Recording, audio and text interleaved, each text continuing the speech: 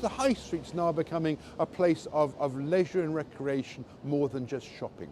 Key to remember, the high streets have always been about service industries, they've always been about leisure and recreation, but that's going to become more so now. So I think high streets are having to rethink the way they handle their leisure spaces, their experiential moments. I think retail is becoming much more about how it feels and what it looks like rather than what you buy.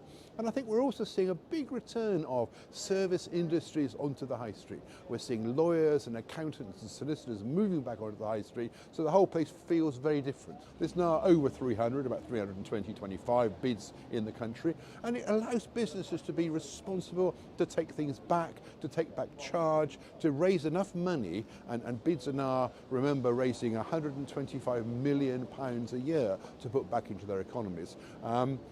Plus the amount of money they raise by way of voluntary contributions, inward investment and big capital projects. So we're talking about the average bid community across the country putting about £2 million of business money back into their community each week. British Bids is now 10 years old, so this is the big moment for us. We've been around for a decade.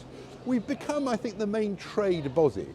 By that I mean the body that's working only with bids, is working on bid regulations, is working on training and development. Our membership is growing, which is exciting.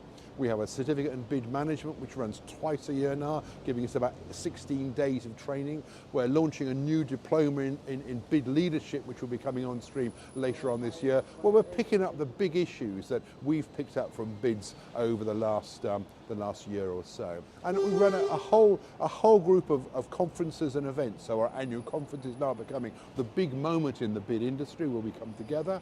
We run a professional development day where we try and do the up and down the country. And we're also starting now to deliver bid training courses on site. So as well as our governance training being a one-day event, we now can go into bids and spend a whole day in a bid talking to boards and talking to members and developing in a very different fashion.